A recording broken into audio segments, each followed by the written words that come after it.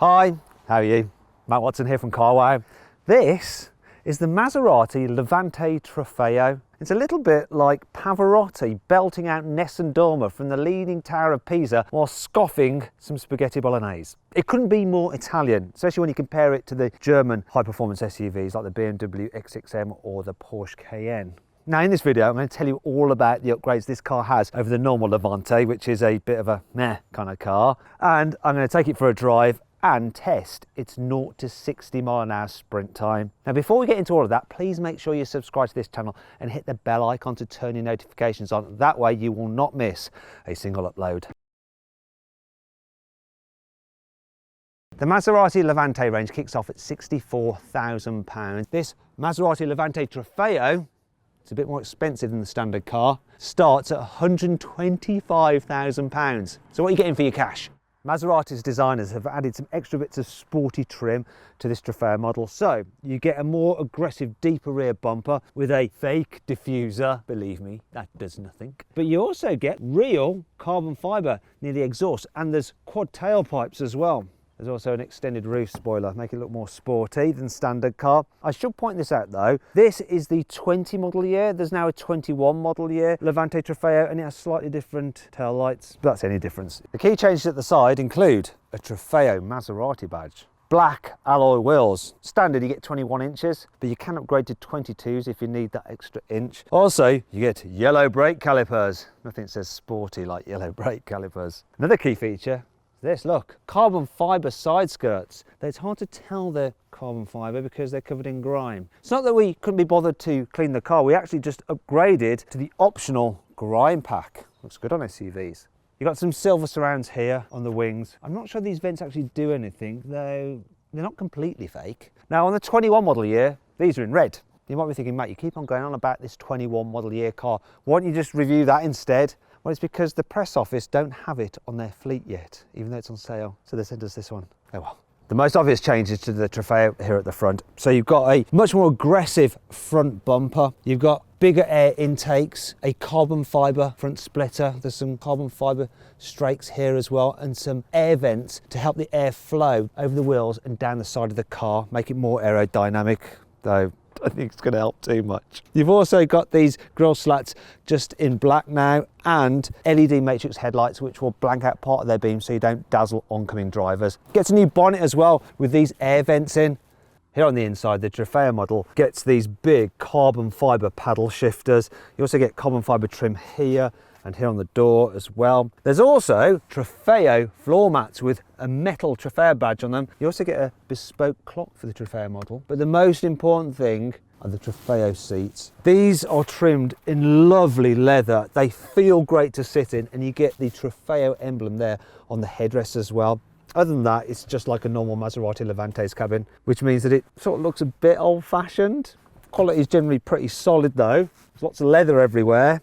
And storage is actually really good. Look at that, that's huge. That center console, got some cup holders here, another storage area here with your USBs, a big glove box and a decent sized door bin. Now, the infotainment system, it's okay, though once again, this being the 2020 model, it's actually been updated for 2021. You get a slightly different infotainment system. The dials, analog dials for your rev counter and your speedo, though you do have a digital display in between them. Here in the back, it's just like a normal Levante in terms of space, so absolutely fine, though with the glass roof. The headroom is limited slightly, but I'm still okay, and people over 6 foot will just about be fine. But, as in the front, you get this lovely, super duper soft, high quality leather.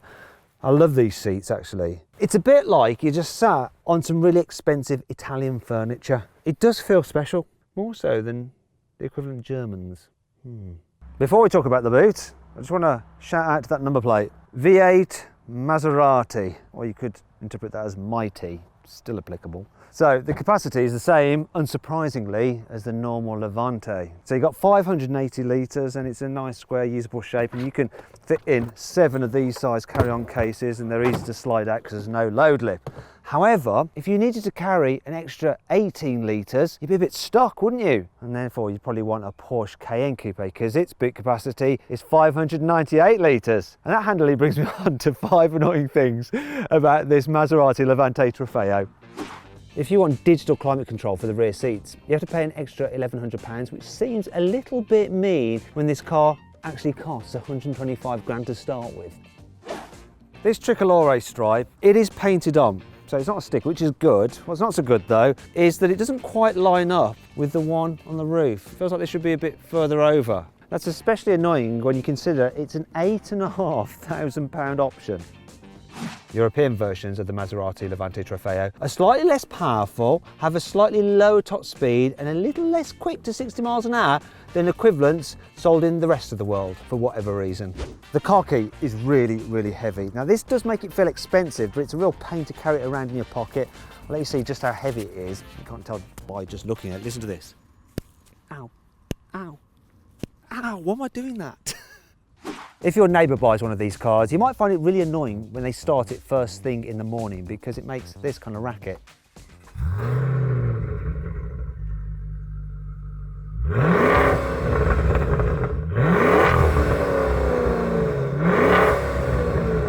Actually, the way this sounds is a good thing, and that brings me on to 5 cool features about this Maserati. The Trofeo has upgraded brakes over the normal Levante, so you have 6 piston calipers at the front and 380mm discs. The discs at the back are 330mm. Also, Maserati has tuned the car's ABS system to just make it a little bit more sporty. You get a limited slip differential at the rear axle to help make sure that the tyre with the most grip gets the most power. That also helps in slingshotting you out of a corner. As well as the normal and sport driving mode, you also get a Corsa driving mode. Corsa is Italian for race, and that sets the car up in its most aggressive settings for some really serious driving. The car's height adjustable air suspension has been recalibrated, so it's stiffer than on the normal Levante, and when you go in the car's sportiest setting, it lowers down by 35mm. Also, the 4-wheel drive system normally drives along in rear drive only, but it can send 50% of the power to the front wheels if you need that extra grip.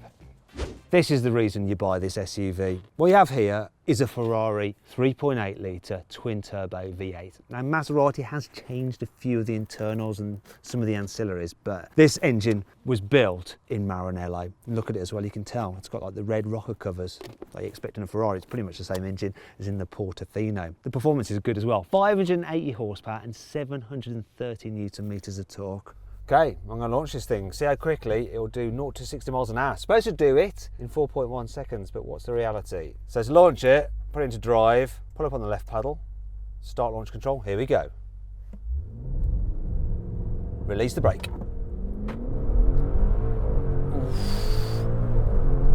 Whoa, the Italians lied. They absolutely lied. Whoa! 0 to 60, 3.8 seconds. That is well quick. I thought it was going to be slower than they claimed. That's normally how the Italians work, but oh no, that's nuts.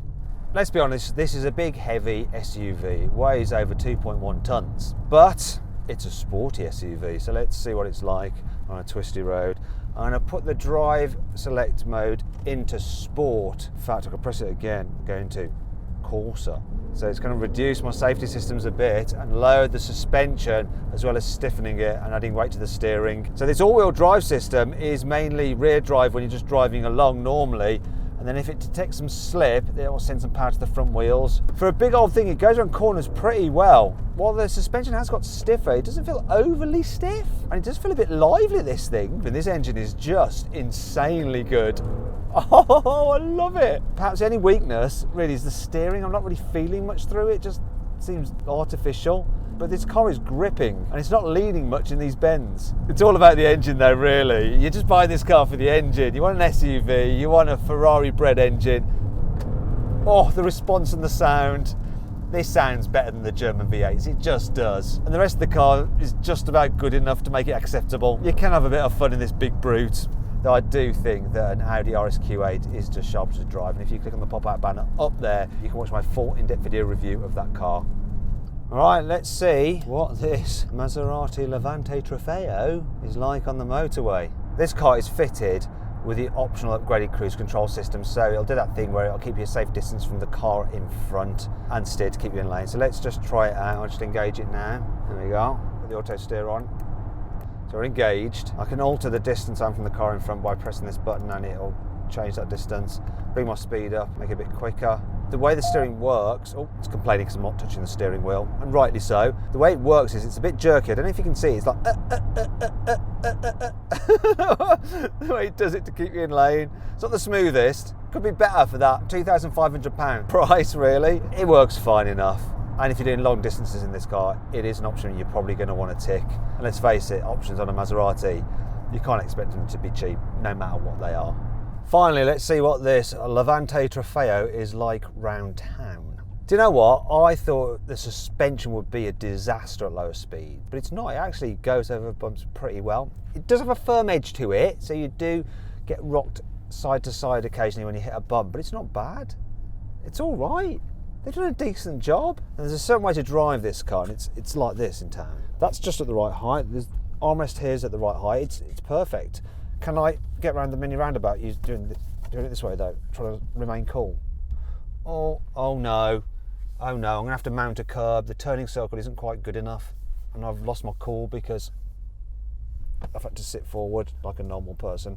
Thankfully, the steering is really light, so not so great when you're going really quickly, which is kind of the idea with this car, but round town, brilliant. I'm going to do something else back to the front as well. That's the gear shift. So now I'm going to change with the pedals. Actually, it's pretty decent. Mild delay. Look, press the button, change up. I wouldn't bother running it in manual mode this. You're just going to drive in auto. It's brilliant in auto, this gearbox. Yeah, we get back to the right position. There we are. Yeah, in my Levante Trofeo. My sporty SUV. Let's go around again. Come on, I can do it. There we go. I'm still cool. Still cool.